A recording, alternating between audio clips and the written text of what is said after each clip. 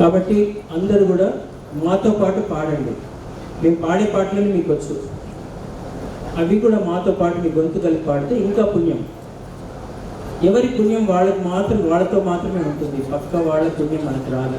పుణ్యమైన పాపమైన మనకే ఉంటుంది. మన పుణ్యం మనతోనే ఉంటుంది. ఇల్లు, వస్తువులు, బంగారం ఇవన్నీ కూడా పక్క వాళ్ళకి ఇవ్వచ్చు, పుచ్చుకోవచ్చు. కానీ పుణ్యం పాపం మాత్రం ఎవరికి ఇవ్వలేరు. అక్క, చెల్లెలు, అన్న, తమ్ముడు, తల్లి, కూతురు ఎవరికి ఇవ్వలేరు. కాబట్టి ఎవరి పుణ్యం వాళ్ళే సంపాదించుకోవాలి. కాబట్టి దైవ నామస్మరణ చేసేటప్పుడు ఆ గాయకులు మాత్రమే పాడకూడదు, అందరూ పాడాలి. ఇక్కడ కూర్చుని అందరూ పాడాలి. అక్కడ ఆ సౌండ్ సిస్టమ్ పెట్టి ఆయన పాడాలి. ఈ వాయించే వాళ్ళు కూడా మనసులో అన్న పాడుకుంటూ ఉండాలి.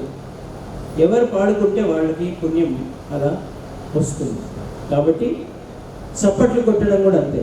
మీరు చప్పట్లు కొట్టడం ఏంటంటే భగవంతుడు భజన చేయడం, మాకేదో మమ్మల్ని మెచ్చుకొని కొట్టడం కాదు.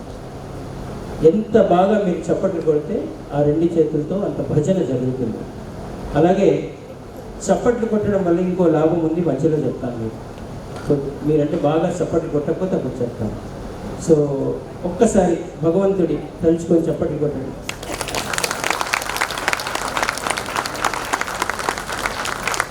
ఈ చప్పట్లు కొట్టేటప్పుడు ఎవరు బాగా ఆనందపడగలరో, ఎవరు ఆనందం కూడా పడలేరో తెలుస్తుంది అనమాట. ఎవరైతే ఇలా చప్పట్లు కొడతారో ఆనందం కూడా పడలేరు, వాళ్ళ ప్రాప్తం అంతే. ఆనందపడే వాళ్ళు ఎలా చప్పట్లు కొడతారు అంటే నేను చెప్పాలా, మీకు చూపిస్తాను.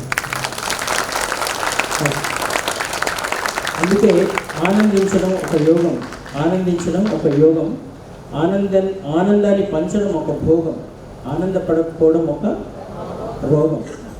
మరి అలాంటి రోగం ఎవరికీ లేదని నేను అనుకుంటున్నాను. ఎందుకంటే అలాంటి రోగం ఉన్న వాళ్ళు ఇక్కడికి రారు, ఫస్ట్ ఈ యాగానికే రారు.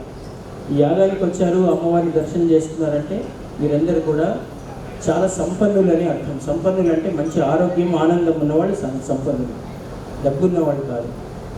మంచి ఆనందం, ఆరోగ్యం, పరోపకారం ఉన్న వాళ్ళందరూ కూడా అతి సంపన్నులు. కాబట్టి మీరందరూ కూడా హాయిగా మాతో పాటు పాడుకోండి, చప్పట్లు కొట్టండి, భజన చేయండి. మీతో కూడా పాడిస్తాను నేను. ఇక మా ఆర్కెస్ట్రా వాళ్ళకి కూడా ఒకసారి చప్పట్లు కొట్టండి.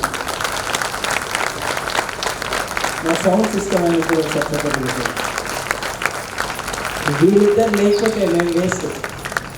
అటు ఆర్కెస్ట్రా బాగాలేకున్నా మా పాట మీకు నచ్చదు, ఈ రెండు బాగుండి సౌండ్ బాగాలేకపోతే కూడా నచ్చదు. కాబట్టి